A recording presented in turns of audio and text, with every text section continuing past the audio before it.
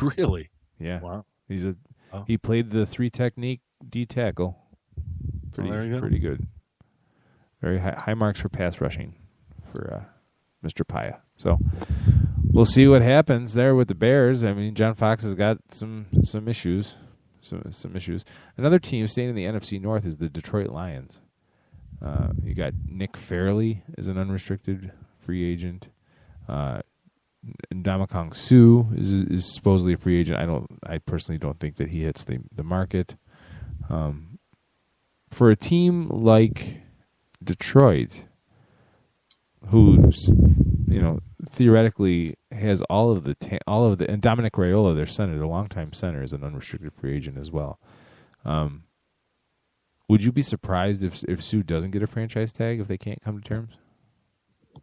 I would be surprised. I mean, all indications are the Lions want him back. And if they have to exercise their franchise tag just to hang on to him and negotiate, I think they'll do that. Why wouldn't they? Yeah, it'd be really interesting because he made the comment about wanting to play for Seattle. And I'm like, well, it's not really news. Who wouldn't want to play for Seattle right now? But, well, who wouldn't want to play for the Colts? Yeah.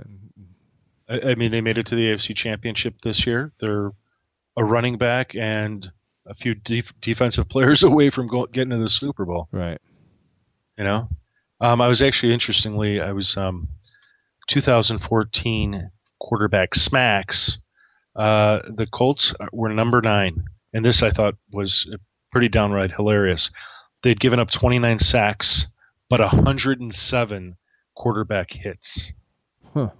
For 136 quarterback smacks, which is an indicator of how much this offense was on the shoulder of Andrew Luck.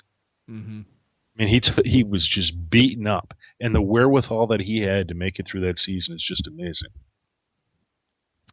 Looking at the Buffalo Bills, C.J. Spiller is an unrestricted free agent. He is. Yeah. Indeed he is. So if you're the Bills, do you jump through your tail to bring him back, or... I think he's a player that both teams can just decide. Or I'm sorry, he doesn't really have as much choice, but I think both would. I think they should go their separate ways. I mean, they invested in him. They haven't gotten the payback that they obviously wanted. Maybe it's time to draft themselves a young running back. And it would be great because now if you look at the Dolphins, they have both Noshawn Moreno and Daniel Thomas as unrestricted free agents. So wouldn't that be great for the Dolphins-Bills rivalry if C.J. Spiller ends up in teal and orange next fall? Ends up where? In the teal and orange next fall. That would be a landing spot for him. That would be Noshawn Moreno, I don't even have him in my top 10 free agent running backs primarily because of his injury history. He's obviously a talented player. When he played last season, I think he was averaging over 5 yards per carry, but his problem is staying healthy. And you're gonna have to invest in the risk. Mm-hmm. Is it a bad investment? No. Is if there's no guaranteed money involved, he'd be a great addition to any team. So we could see him back with the Dolphins if that's the deal, but maybe we won't. Denver Broncos. Gut feeling. Do you think Peyton retires or does he come back?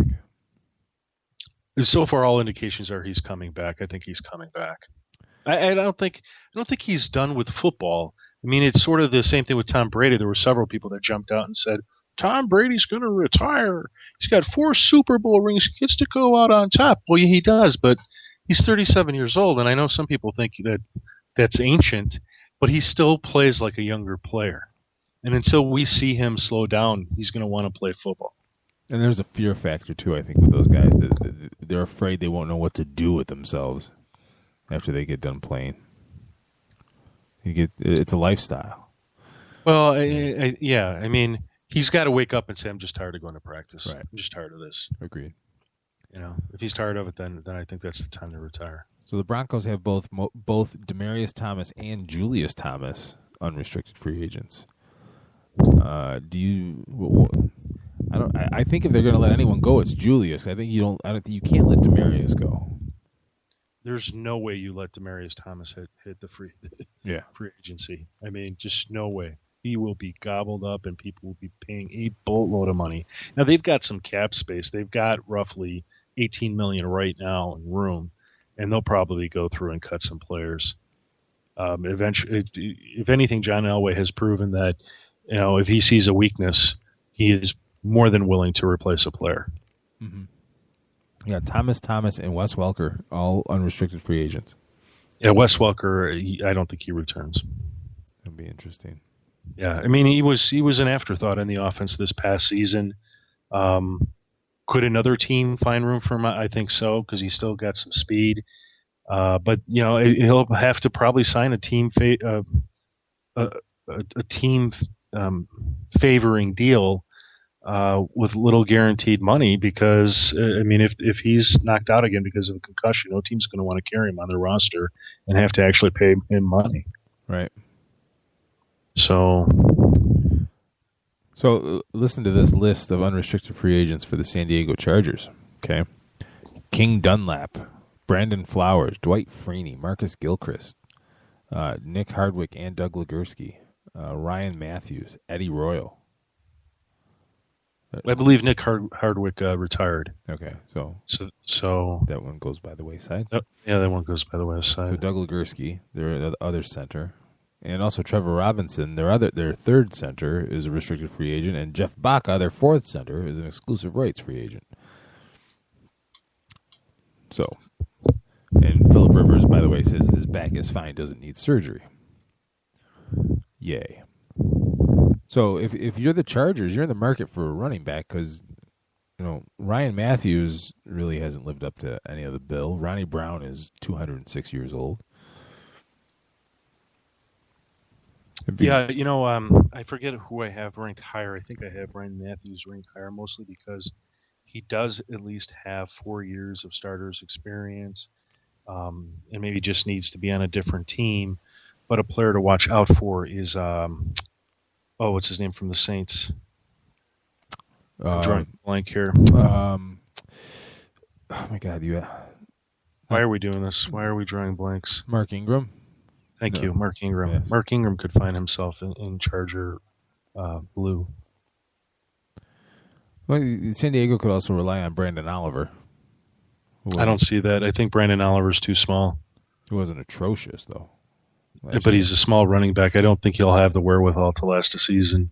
And if anything's been proven true, you need to have your number one running back being more of a workhorse type that can take the beating. All these sort of Darren Sproles types running backs. They're good for 5 to 10 carries at most. If you want them to make it an entire season, if you're going to try and push them, they might last you 4 or 5 games and then they're done. Take a look at the Jaguars. With I can't even think of who their starting tailback was this year. Denard Robinson was the one who seemingly had success, right. But given his size, I think it was maybe 4 or 5 games he played before he was finally injured. Toby Gerhardt is pretty much, I suppose you can give him another chance,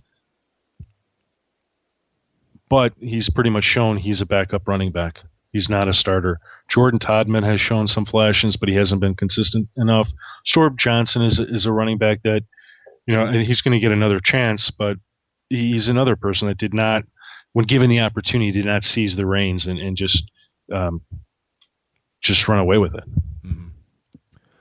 The Ravens, Owen Daniels, Antoine Cason, Justin Forsett. I won't even mention Terrence Cody because that's just funny. Well, Justin Forsett, even though he's 29, he's a running back that I think they should seriously consider re-signing to, a 2-3 year deal. He's had moments in his career where he has not played fully, so I think he's still got some tread on the tires. He was a backup for the first part of his career, so right. So, you need somebody, at least in the interim, to sort of be the short-term solution. But they might be a team, too, that might look to the draft to find someone else for later on down the road, because they've had the same issues. They haven't been able to find themselves a backup that could step up into that starter's role, like Bernard Pierce or Lorenzo Taliaferro. Neither one of them has done it. Right. Torrey Smith, also an unrestricted free agent. Yeah, that's a big deal. I mean, they can get really thin at wide receiver really fast. Yeah. He's a player, too, that they should target. I think Owen Daniels is done. It might even be done for his career unless Kubiak takes him back because the Broncos, Jacob Tamme and Virgil Green are both free agents. Yeah, you're right. Thanks. Yep, you're right. Yep, you're right. Pernell McPhee will be an important player for them to resign. Yeah. Otherwise, I think most players, any other player that we haven't mentioned yet, there's always a possibility that they just let him go and move on. Torrey Smith is an interesting animal because he really wasn't targeted all that much last year, but God forbid Father Time catches up to Steve Smith, and then you got issues. Well, and Torrey Smith was a red zone target for the Ravens. He's obviously he's a player that has a rapport with Joe Flacco. I think those are big reasons to bring him back. And while we don't have any contracts in front of us, I don't think it's going to cost a lot of money to bring Torrey Smith back. I could be wrong. Torrey may want to hit it just to see if he could, ring it up. But his numbers over the course of his career haven't been the kind that you look at and go, oh, yeah, this is a true wide receiver one.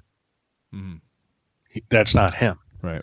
But for purposes of the Ravens, I think he's a player that they would want to bring back.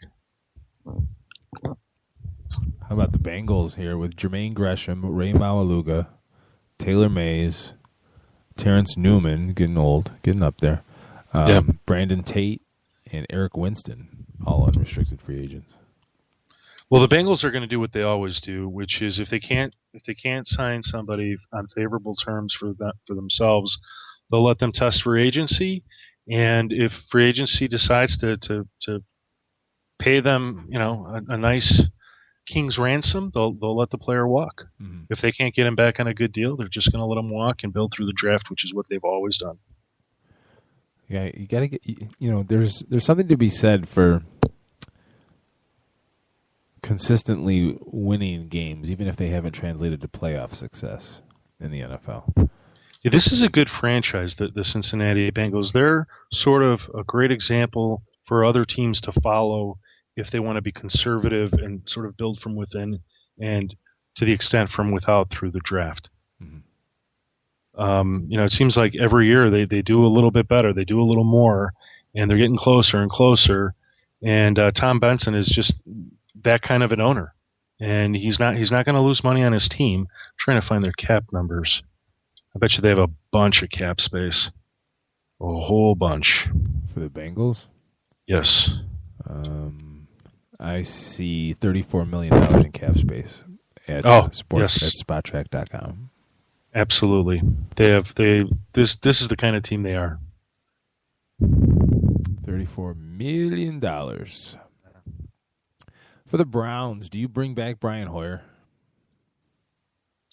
He's an unrestricted free agent. There's a team that, with all the negative reports that have come out of Browns camp so far this summer, I suppose you can bring them back if you want to, but this is a team that really just needs an injection of somebody great to lead this team. Mm-hmm. Unfortunately, there's nobody in free agency, so you may have to bring Brian Hoyer back, certainly on favorable terms to the team, and then you have to make a decision on Johnny Manziel.